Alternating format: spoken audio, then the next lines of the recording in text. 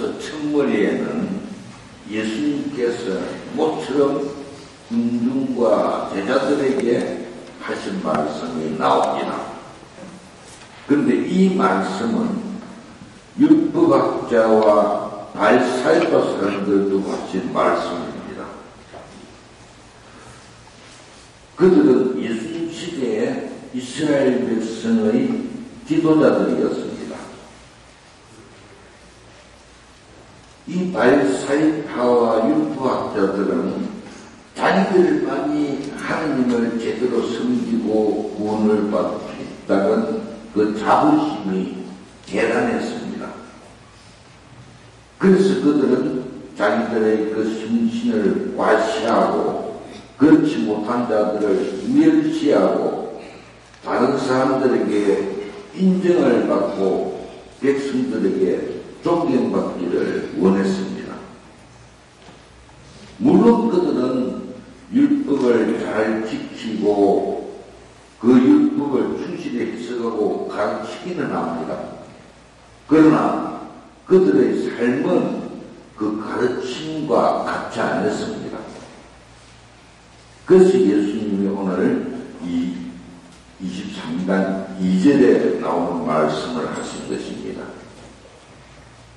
율법학자들과 바리사이들은 모세의 자리에 앉아있다. 그러나 그들이 너희에게 말하는 것은 다 실행하고 지켜라. 그러나 그들의 행실은 따라하지 마라. 그들은 말만 하고 실행하지 않는다.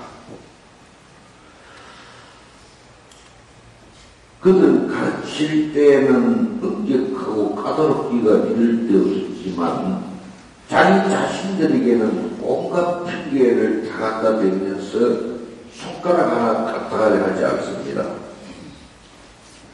그렇게 되다 보니까 자연적으로 그들의 하는 행동이나 생활은 바로 위선적인 것이 되지 않을 수 없었던 것입니다. 남에게 인정받아야 되고 존경받기 위해서는 작은 것도 과시할 수밖에 없게 되는 것입니다. 이것은 결국 말과 행동이 괴리되고 삶과 율법이 멀어지게 되고 것과 속이 달라질 수밖에 없는 것입니다. 우리 사회에 마치 부도나기 직전의 사람들 여기저기서 돈 빌려 받다가 빚은 점점 눈덩이처럼 불어가는 것. 처음 한 군데 거짓말을 하게 되면은 그걸 감추기 위해서 또 다른 거짓말을 또 해야 되는 거예요. 그래서 거짓과 위선이 나오지 않을 수 없는 그들이었던 것입니다. 바리사이파나 율법학자들의 이러한 그 위선보다도 더 큰 문제는 그들의 야심과 지배욕인 것입니다. 그들은 모든 사람들에게 존경받는 것을 넘어서서 백성에 불경하고 다스리고자 합니다. 그렇게 되다 보니까 율법을 아전인수격으로 끌어다 붙이려 하고 그 율법을 그들의 방패막이로 삼게 됩니다. 그래서 그들은 지도자나 스승이로 부르기를 좋아하고 아버지라고 부르기를 좋아했던 것입니다. 유대인들 사이에서 랍비, 스승 이런 칭호가 있습니다. 이들 중에서 특별한 존경을 받는 랍비를 아버지라고 불렀던 것입니다. 그래서 예수님께서 너희는 스승이나 아버지라는 소리를 하지 말아라 하신 것입니다. 자, 예수님의 이 말씀에 따라서 오늘날 우리 교회의 지도자들은 누구이겠습니까? 그것은 아마도 성직자, 수도자들일 것입니다.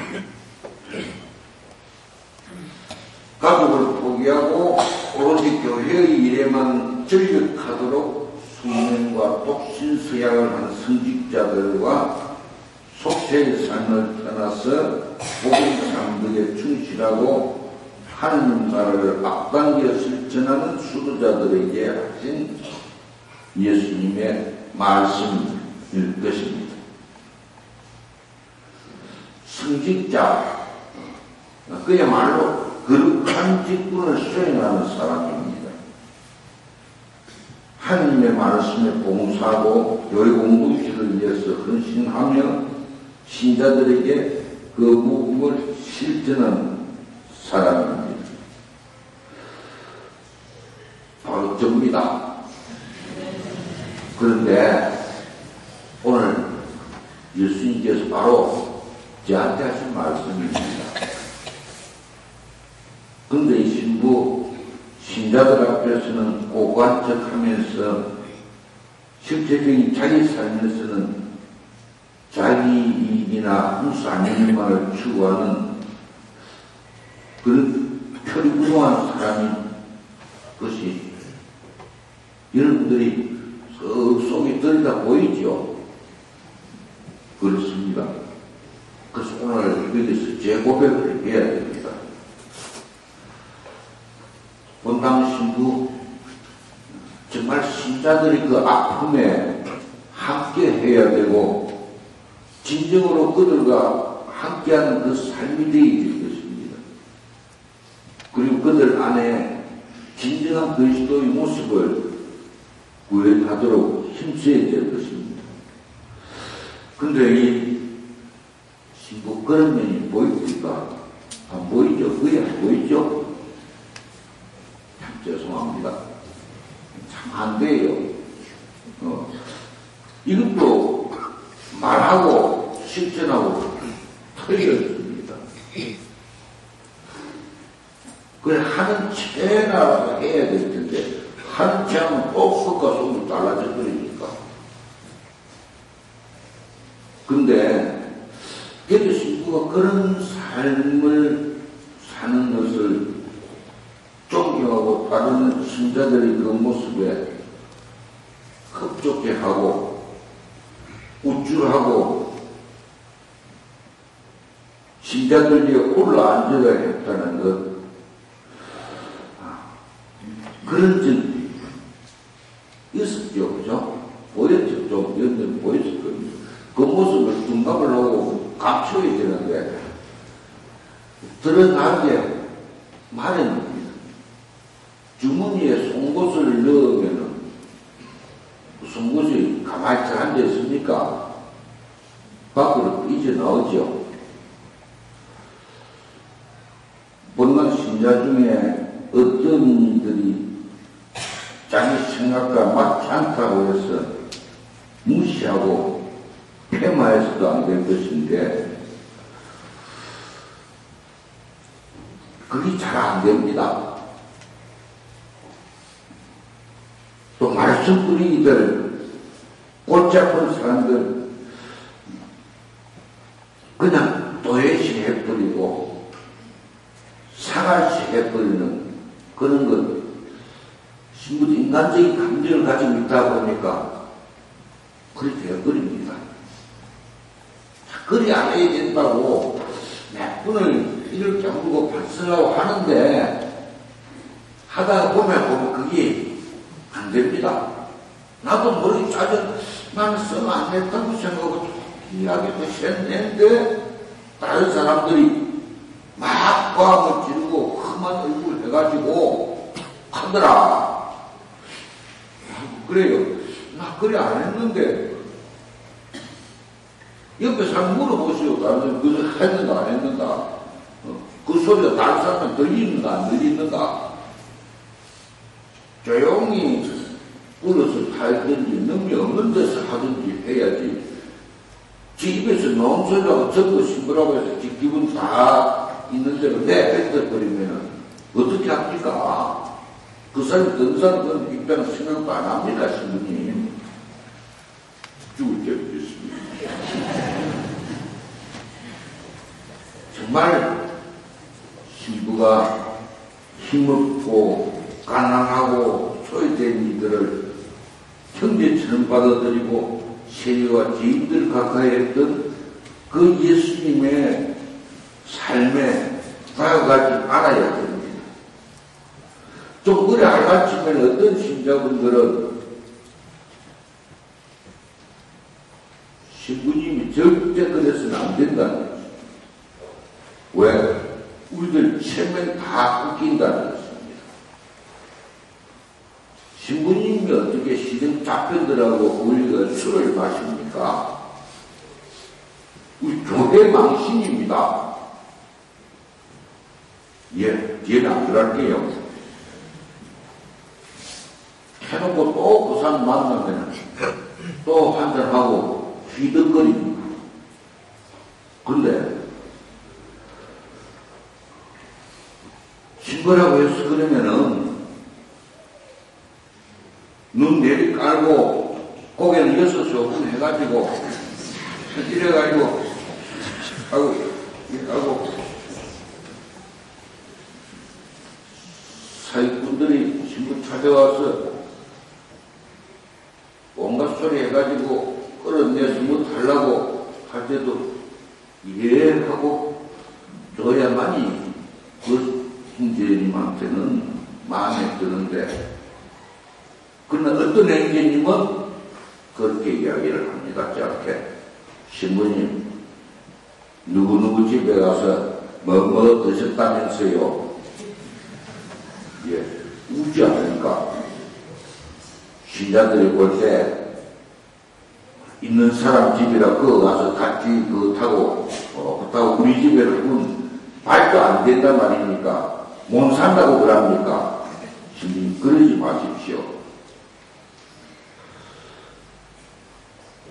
예. 21세기를 접었던 오늘날 참으로 이런 삶을 살아간다는 거 어렵습니다.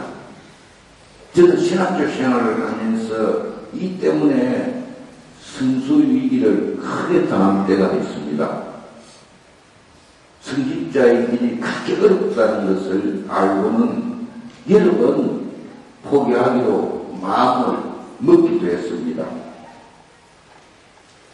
오늘 복음에서 예수님이 말씀하신 발사적인 그런 삶이 되지 않기 위해서는 얼마나 많은 희생이 요구되고 어떠한 용기와 신앙적인 의지력이 필요한지 모릅니다. 그러나 사제로서 본당 신부로서 살아온 이 34년이라는 세월이 흘렀지만은 실제로 지나온 날들을 돌이켜보면은 정말 부끄럽기 짝이 없는 것은 사실입니다. 그러나 아무리 보잘것없고 못난 삶이라도 그분께서 부르시고 시키시니까 응답하지 않을 수가 없습니다. 그분의 부르심은 제가 잘나고 능력이 있어서가 아니라 그분께서 가라 하면 가고 하라고 하면 할 수밖에 없는, 저는 그분의 도구로서의 역할에 충실할 뿐이라는 것, 그것이 저의 변명입니다. 빈깡통이 소리만 논하다는 말대로 그냥 오늘 같은 이 복음 말씀에 따라서 여러 번 넋두립니다. 죄송합니다. 그러나 신부도 인간이기에 그 인간의 조건을 가지고 한계에 부딪히면은 가끔씩 그 예레미야 예언자적인 불평이 되살아나는 것은 숨길 수 없는 사실입니다. 그리고 오늘날 우리 교회의 성직자들이 아무쪼록 이 발사의점에 빠져들지 않도록 그것은 우리 신자들의 기도가 필요할 뿐인 것입니다. 아멘.